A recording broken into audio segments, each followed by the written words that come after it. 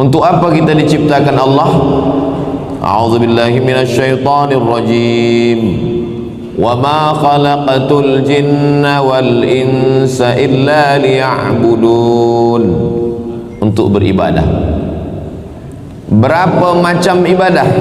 4. Yang pertama ibadah badan, tawaf, sa'i, melempar jumrah, wukuf, tegak, rukuk, sujud, i'tidal. Yang kedua ibadah harta, zakat, wakaf, infak, sedekah, wasiat, hibah, ghanimah. Yang ketiga ibadah lisan, subhanallah, walhamdulillah, la ilaha illallah, wallahu akbar, Allah Allah. Yang keempat ibadah hati, tawakal, ridha, qanaah, zikir, iman, Islam, takwa. Di antara 4 ibadah ini mana ibadah yang paling mulia? Ibadah yang paling mulia ibadah hati. Mengapa yang paling mulia ibadah hati? Kerana dari ujung rambut sampai ujung kaki yang mulia adalah hati. Ala fil jasadi mudghah, ketahuilah di dalam badan ini ada segumpal, ada sekepal. Idza salahat salahal jasadu kulluh. Kalau dia baik, yang lain ikut jadi baik. Wa idza fasadat fasadal jasadu kulluh. Kalau yang lain rosak, dia ikut rosak. Ala wahyal qalb, hati. Di antara ibadah harta mana yang paling baik? Ibadah harta yang paling baik shadaqatun jariyah, mengalir selepas kita mati. Di antara ibadah lisan mana yang paling baik? Afdalul dzikri fa'lam annahu la ilaha illallah. Di antara ibadah badan, tegak, rukuk, sujud, tawaf, melempar jumrah, mana yang paling baik? Aqrabu ma yakunul abdu min rabbih wa huwa sajid. Allah paling dekat dengan orang yang sujud. Keempat-empat ibadah ini boleh terjadi bersama dalam satu waktu di dalam masjid. Ibadah hati, iman. Ibadah lisan, la ilaha illallah. Ibadah badan, sujud. Ibadah harta, sedekah jariyah. Maka keempat-empat ibadah bersatu di dalam masjid. Itulah mengapa binaan yang paling mulia di atas muka bumi ini adalah masjid. Inna awwala baiti wudi'a lin-nasi lalladzi bi Bakkata mubaraka. Binaan yang pertama di atas muka bumi yang penuh dengan keberkahan adalah yang ada di Bakkah. Nama lainnya Makkah, nama lainnya Ummul Qura. Itulah dia Masjidil Haram. Subhanalladzi asra bi'abdihi lailan minal masjidil harami ilal masjidil aqsa. Apa binaan yang pertama ya Rasulullah? Al-Masjidil Haram. Apa yang kedua ya Rasulullah? Al-Masjidil Aqsa. Kam bainahuma, berapa antara keduanya? Arba'un, 40.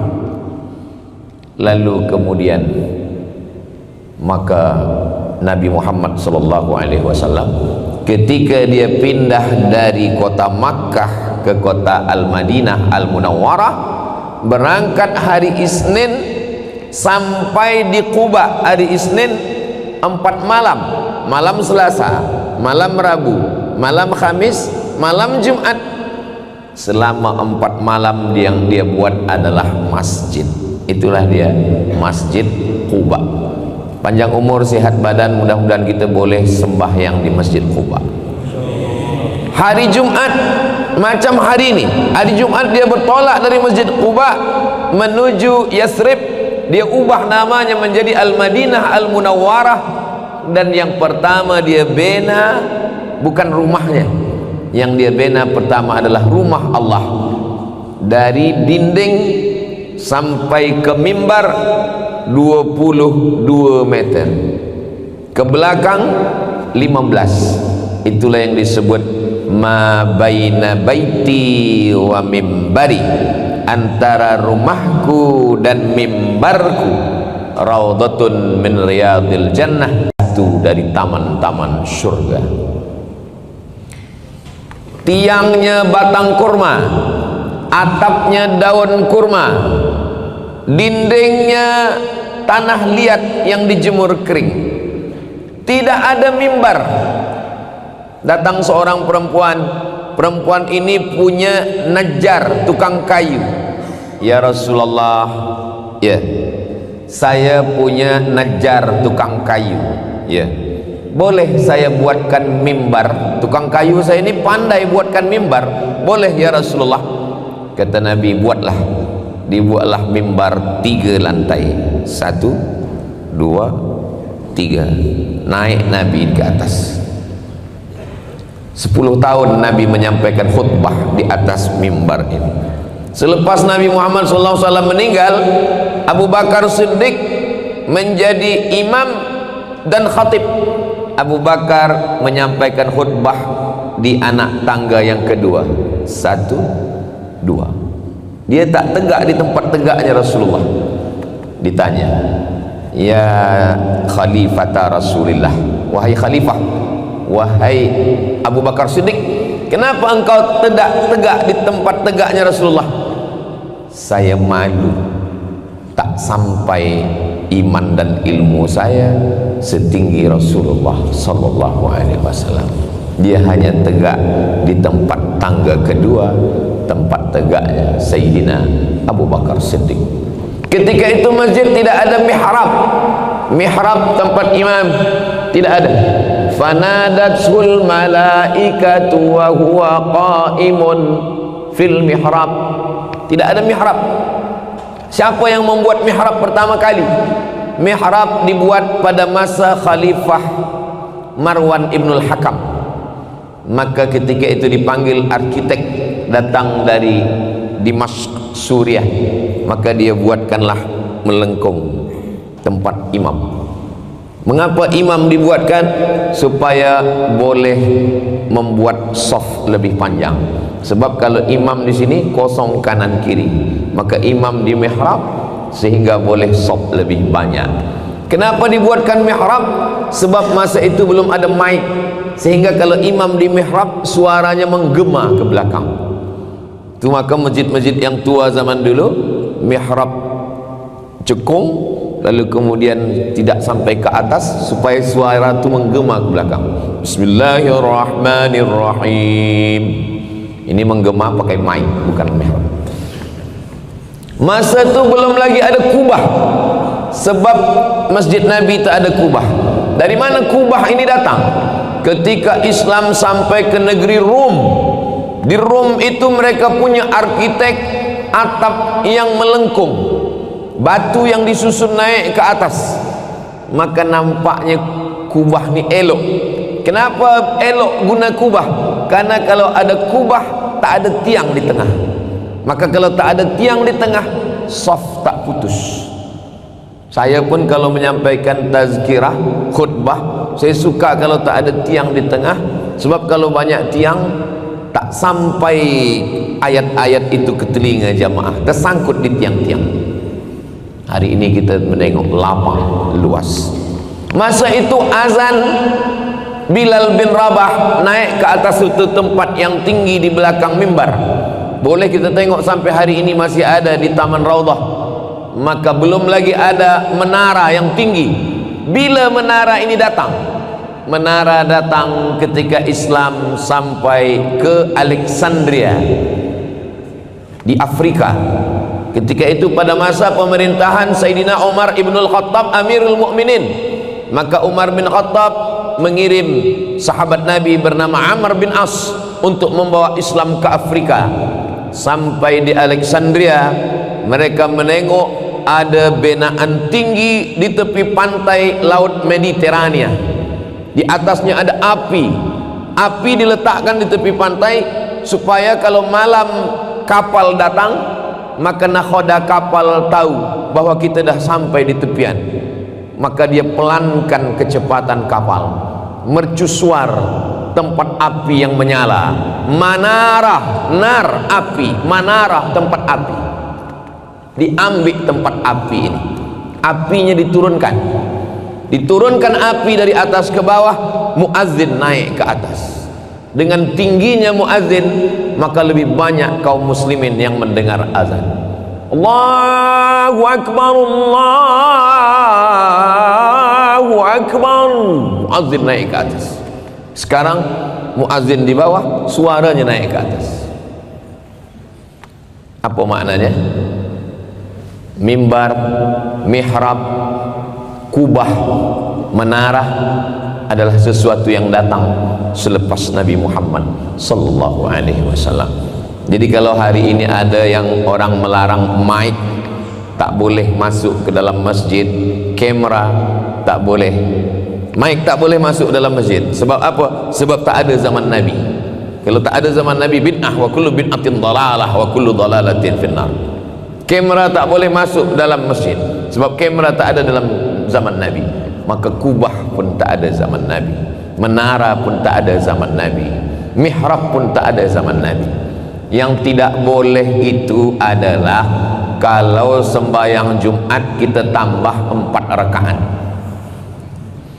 Selama dia mengikut sunnah Rasulullah sallallahu alaihi wasallam, adapun alat-alat ini, maka ini dibolehkan. Kubah, alat untuk menutup kita dari panas matahari. Mihrab, alat supaya imam boleh maju ke hadapan. Menara, alat supaya naik suara ke atas. Maka Islam tidak pernah mengharamkan alat. Begitu juga dengan alat menghitung zikir. Saya hanya mampu menghitung zikir 20. 1, 2, 3, 4, 5, 6, 7, 8, 9, 10, 11, 12, 13, 14, 15, 16, 17, 18, 19, 20. Tapi bila kita ada alat yang dipakai untuk mengira, menghitung zikir, maka tasbih kita gunakan dia, subhanallah, alhamdulillah, la ilaha illallah, wallahu akbar, maka boleh. Bagaimana sahabat Nabi bernama Abu Hurairah membuat gulungan tali 1000 gulung. Selepas itu dia simpul tali. Sebelum tidur malam simpul tali itu dia buat untuk menghitung subhanallah, subhanallah, subhanallah. Tidak pernah dibuat oleh Nabi Muhammad sallallahu alaihi wasallam. Islam membolehkan manusia untuk berkarya, menciptakan sesuatu yang baik. Kalau telinga senang mendengar suara yang elok-elok, maka dalam melantunkan ayat Al-Quran, Al-Fatihah, ada lagu Sika, Jaharka, Nahawan, Ras, Bayati, Soba, sebab telinga suka mendengar.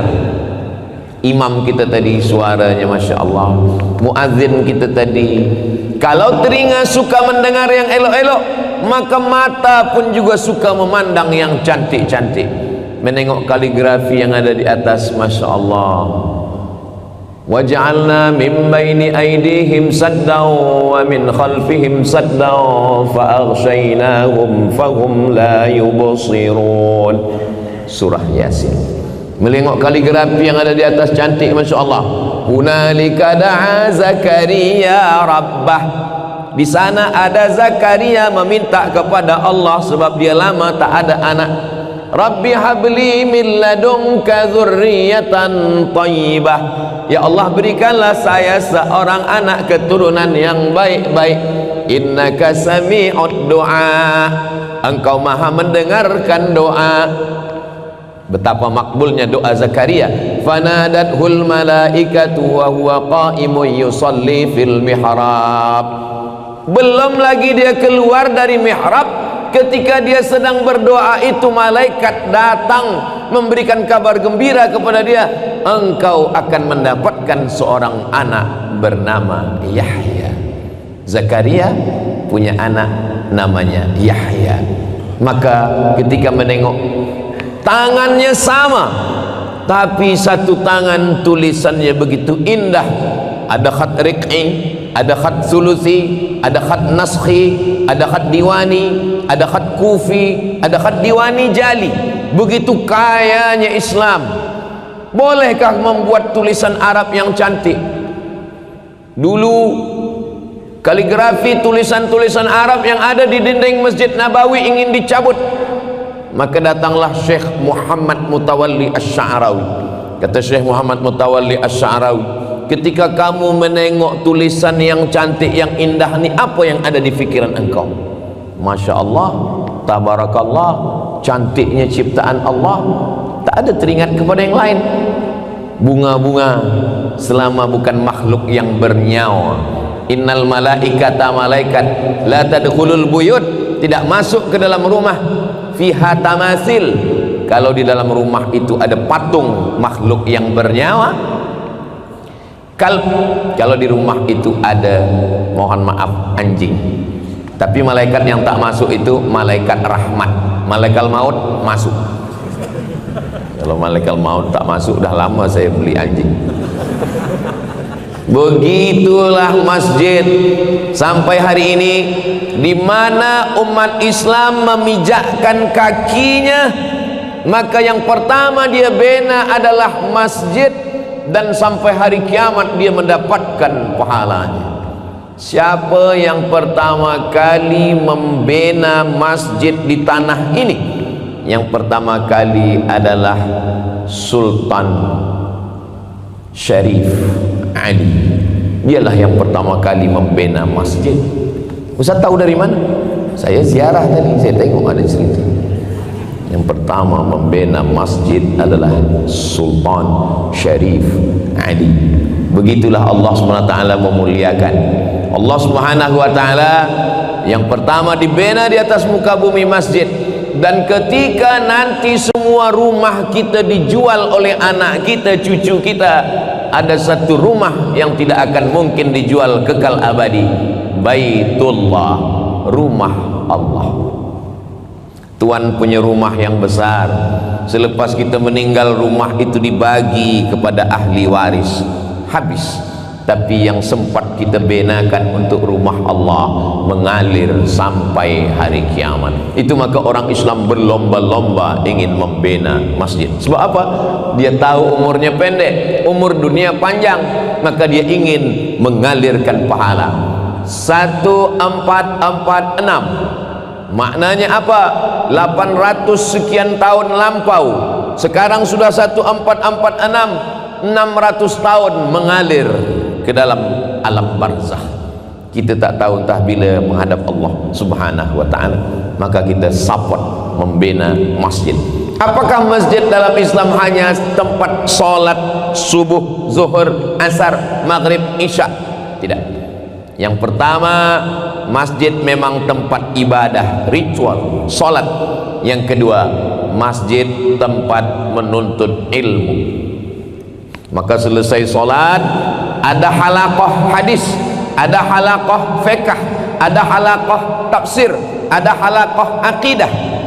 Halaqah, syekh duduk, murid berkeliling bulat, melingkar. Lingkaran itu bahasa Arabnya halaqah. Maka syekh duduk membacakan kitab. Dulu ulama-ulama kita datang ke Masjidil Haram, belajar kepada halaqah hadis, belajar kepada halaqah fiqh. Halaqah yang paling ramai di Masjidil Haram adalah halaqah Syekh Ahmad Khatib Al-Jawi Al-Minkabawi. Lalu kemudian dia merasa dalam hatinya, Masya Allah, ini halaqah ramai betul. Sebab orang suka kepada cara dia menyampaikan. Malamnya dia bermimpi berjumpa dengan Rasulullah sallallahu alaihi wasallam. Lalu Syekh Ahmad Khatib bertanya, "Ya Rasulullah, ya, di antara halaqah yang ada di Masjidil Haram ini, manalah halaqah yang paling dimuliakan Allah?" Kata Rasulullah, "Engkau cari halaqah di tiang sana." Biasa syekh duduk dekat tiang, murid berkeliling. Syekh Ahmad Khatib Al-Minkabawi datang ke tiang itu, mendekat, yang ditunjukkan Rasulullah dalam mimpi. Dia tengok di tiang itu, syekhnya satu, muridnya satu. Kenapa bukan majlis halaqah saya yang ramai yang dikatakan Rasulullah mulia? Kenapa yang satu ini? Apa yang kamu kaji di dalam ini? Kata Syekh, murid saya hanya satu. Bila dia sudah khatam Al-Quran, dia keluar, datang murid yang baru. Itulah rupanya makna hadis Nabi Muhammad sallallahu alaihi wasallam. Khairukum, orang yang paling baik di antara kamu, man ta'allamal Qur'an, orang yang belajar Al-Quran, wa 'allamahu, dan yang mengajarkan Al-Quran. Saya semasa mendengar riwayat ini tersentuh, tersinggung hati saya. Mungkin ini teguran dari Allah. Wahai Abdul Somad, jangan engkau merasa majelis engkau lebih mulia kerana lebih ramai. Boleh jadi ada ulama yang hanya mengajar di surau yang kecil, nanti di akhirat dia jauh lebih mulia daripada engkau. Kenapa? Karena pahala engkau sudah habis, tak ada lagi, disebabkan riak. Tadi tajuk khatib kita hari Jumat ini tentang riak. Bila khatib tadi menyampaikan riak, dipuji manusia, dalam hati saya, mungkin sayalah yang dimaksud. Sebab tazkirah saya ini sudah habis pahalanya, dihabiskan oleh viewer, follower, dan subscriber. Jangan pandang pada penghargaan manusia, sebab kita tak tahu macam mana malaikat di langit. Boleh jadi orang viral di bumi, tapi malaikat tak kenal dengan dia di langit. Inilah yang paling memalukan. Ada manusia yang di bumi ini biasa-biasa saja, muridnya tak ramai, tapi malaikat setiap hari melihat catatan dia dan rindu ingin berjumpa dengan dia. Begitu dia meninggal dunia, rohnya dibawa oleh malaikat naik ke langit. Di pintu langit semua malaikat mengucapkan salam kepada dia. Assalamualaikum ya Abdallah, keselamatan untuk engkau, engkau adalah orang yang selalu kami nantikan, kerana selama ini amal-amalmu yang kami tengok, catatan amalmu yang kami pandang, tapi jasadmu baru ini datang dibawa oleh para malaikat. Mudah-mudahan kita termasuk orang yang di dunia biasa-biasa saja, tapi di langit, kam min masyhurin fil ardi walam yakun ma'rufan fis sama. Berapa banyak orang yang masyhur di bumi, tapi di langit malaikat tidak mengenal dia. Inilah yang saya khawatirkan. Mudah-mudahan kita semua ikhlas hati, diberikan Allah kebaikan dunia akhirat, insyaallah, amin. Tapi jangan sebab tazkirah siang ini nanti malam maghrib isya tak ke masjid lagi. Bila ditanya, abang tak ke masjid, lebih baik di rumah tapi ikhlas daripada ke masjid. Mohon maaf, kendaraan berdaftar BBE 9959 menghalang bas pelancong hendak keluar. Tolong dialihkan kenderaan sebentar. Terima kasih. Andai ketika kita sampai di langit, kemudian malaikat menuliskan, mohon Abdul Somad menepi sebab ada orang soleh yang sedang datang disambut malaikat. Selama ini orang itu yang menepi kerana semua security mengawal Abdul Somad akan lalu. Rupanya di akhirat ada orang-orang yang amalnya banyak. Maka siapa di antara kita yang paling mulia? Inna akramakum indallah, yang paling mulia atqakum, yang paling takut kepada Allah Subhanahu wa taala. Maka datang ke masjid, ada majlis-majlis ilmu. Masya Allah, tabarakallah, di Brunei Darussalam masjid tidak hanya setakat sebatas salat, tapi juga majlis-majlis ilmu ramai. Jangan kosong masjid dari 3. Sesikit-sikit majlis ilmu 3. Yang pertama akidah, yang kedua fiqh, yang ketiga akhlak tasawuf. Akidah, wujud, qidam, baqa, mukhalafatul lil hawadisi, qiyamu bi nafsihi, wahdaniyah, qudrat, iradat, ilmun, hayat, sama, basar, kalam, sifat 20. Yang kedua fiqh, fiqhnya mazhab Syafi'i. Yang ketiga tasawuf, mengkaji masalah penyakit hati, hasad, dengki, dendam kesumat, busuk hati, takbur, sum'ah, riya. Setelah hati ini bersih, diisi dengan ridha, tawakal, qanaah, zikir. barulah kemudian hati yang bersih ini dipancarkan Allah cahaya. Setelah Imam Abu Hamid Al-Ghazali membersihkan hatinya, dia sampai kepada ma'rifah. Datanglah orang bertanya kepada Imam Al-Ghazali, wahai Imam Al-Ghazali, ya, apa itu ma'rifah? Kata Imam Al-Ghazali, nurun yaqdhifullahu fi qalbi abdi, cahaya yang dipancarkan ke hati seorang hamba. Tapi jangan baru 2-3 kali belajar tasawuf sudah mengaku dapat cahaya. Ustaz Abdul Somad, malam tadi agak-agak pukul 2 saya tengok istri saya bercahaya. Cahaya apa tu Ustaz? Dia sedang buka handphone awak. Kita mengaji ini bukan nak menunjukkan kita yang paling alim, bukan nak mengatakan kita yang paling faqih, tapi menyedarkan, menyibukkan diri kita bahwa kita bukan apa-apa dan bukan siapa-siapa. Tuba, berbahagialah liman syaghalahu aibuhu an uyubin nas. Berbahagia orang yang sibuk dengan aibnya, dengan cacatnya, dengan kekurangannya, sehingga dia tak sempat lagi mengkaji, membahas, mencakapkan aib orang lain. Mudah-mudahan kita termasuk yang sibuk dengan aib kekurangan kita, insyaallah. Lalu kemudian dari halaqah-halaqah ini berubah masjid jami', tambah ta di ujung, ta marbutah, dari jami' menjadi jami'ah. Masjid jami', jami'ah university. Jami' Al-Azhar berubah menjadi Jami'atul Azhar. Dulu Masjid Al-Azhar tempat orang sembahyang, ada halaqah, berubah menjadi University Al-Azhar. Ada yang lebih tua lagi daripada Al-Azhar di Tunisia, namanya Jami' Zaituna.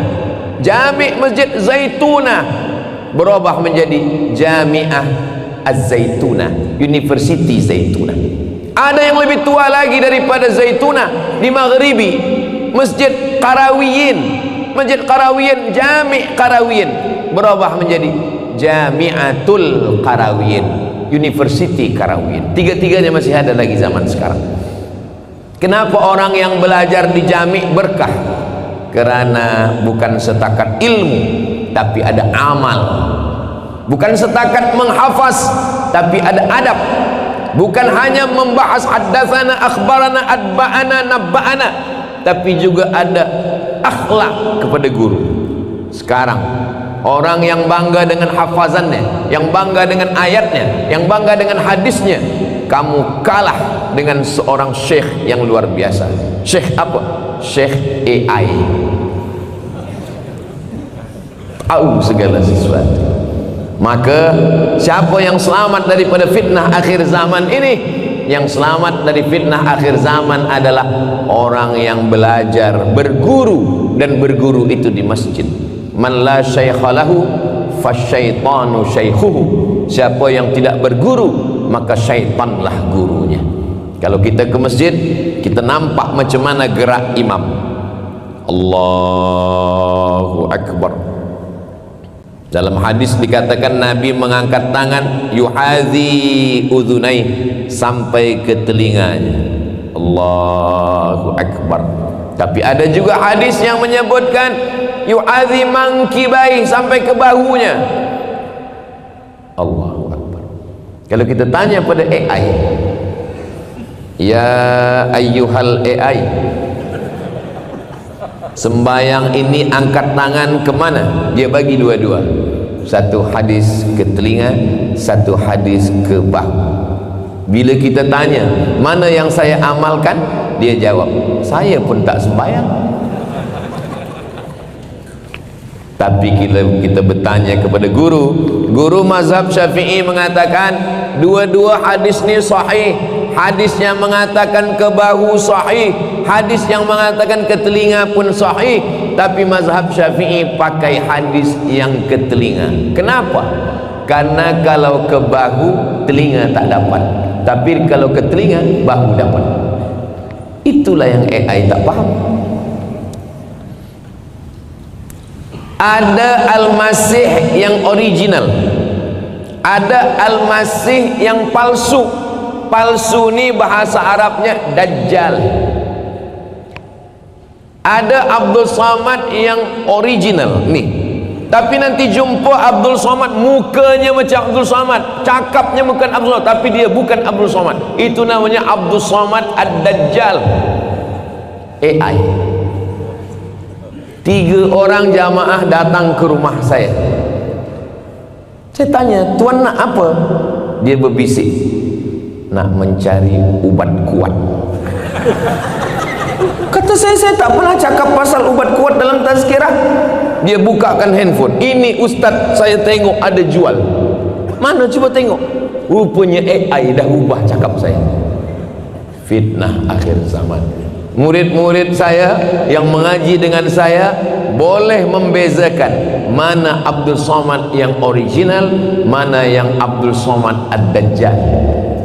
Maka sebelum salam kita minta, Allahumma inni a'udzubika min azabi jahannam wa min azabil qabri wa min fitnatil mahya wal mamat wa min syarri fitnatil masihid dajjal.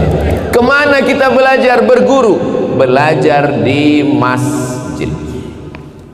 Download Quran digital, masukkan ke handphone, buka, baca sendiri. Alamah. Tapi kalau berguru, alif lam mim.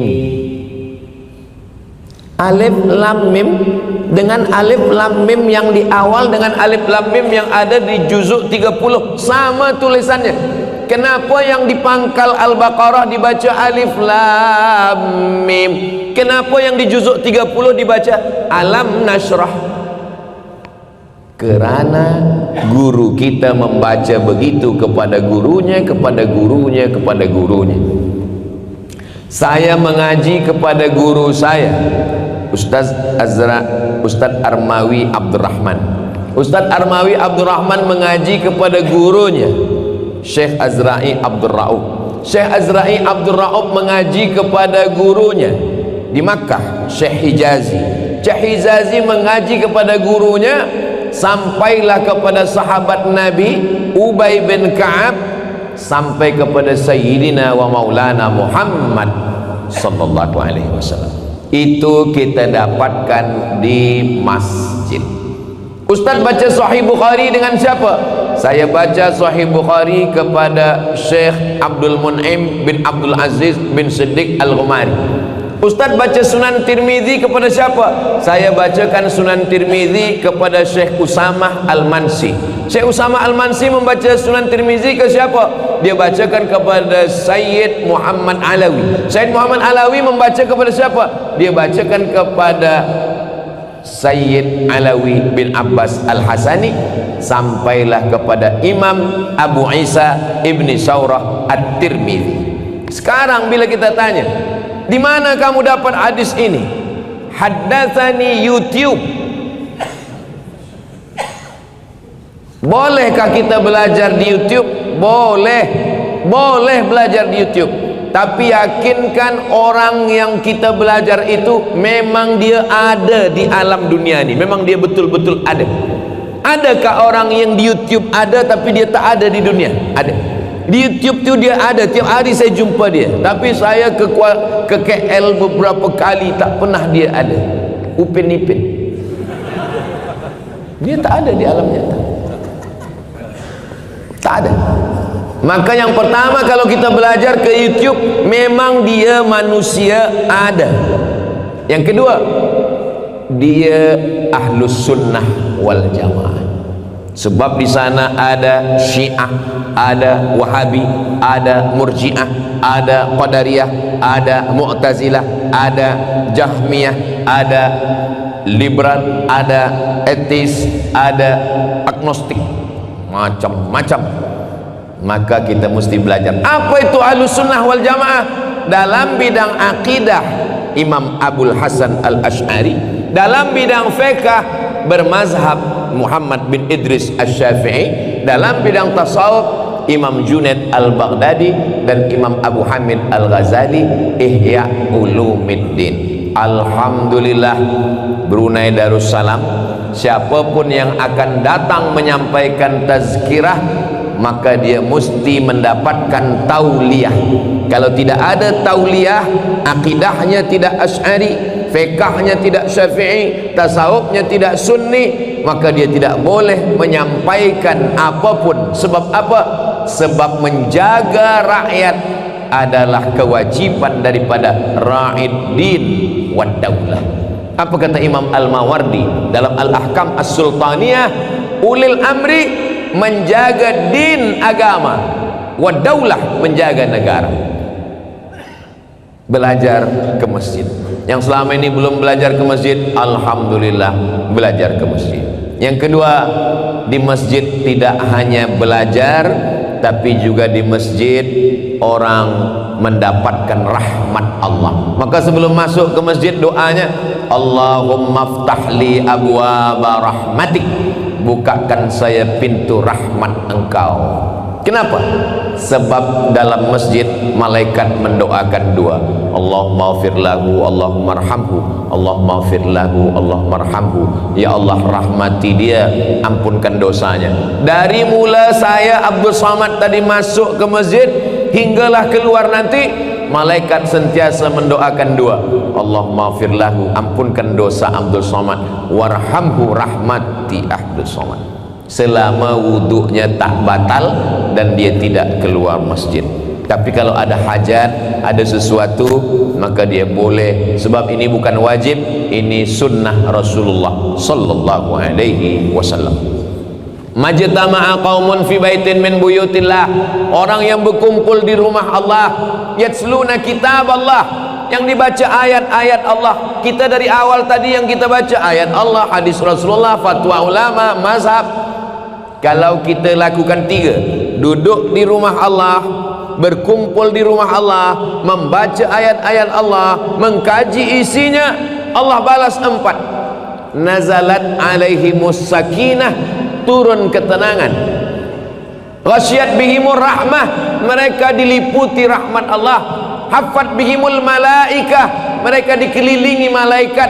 Wa dzakarahumullahu fiman indah, mereka dibanggakan Allah kepada para malaikat. Hai malaikat, dulu manakala aku ingin menciptakan manusia, kamu semua komplain, ataj'alu fiha may yufsidu fiha wa yasfikud dima. Nanti kalau engkau ciptakan manusia ini, mereka hanya akan berkelahi, mereka hanya akan berperang, mereka menumpahkan darah, mereka bermusuhan. Tapi hari ini mereka duduk, mereka bersujud, mereka bersimpuh, mereka berzikir, mereka mengingat aku, mereka berselawat. Mudah-mudahan kita termasuk yang dibanggakan Allah kepada para malaikat. Nazalat alaihimus sakinah, turun tenang ke dalam hati. Jadi kalau ada jamaah yang mendengarkan tazkirah tertidur, itu maknanya hatinya tenang. Saya belum pernah seumur-umur saya menyampaikan tazkirah marah kepada jamaah yang tidur. Sebab apa? Sebab kalau dia tidur itu maknanya hatinya tenang. Berapa banyak orang yang kaya raya, duit banyak, pukul 2 malam tak boleh tidur, terbuka mata. Kenapa?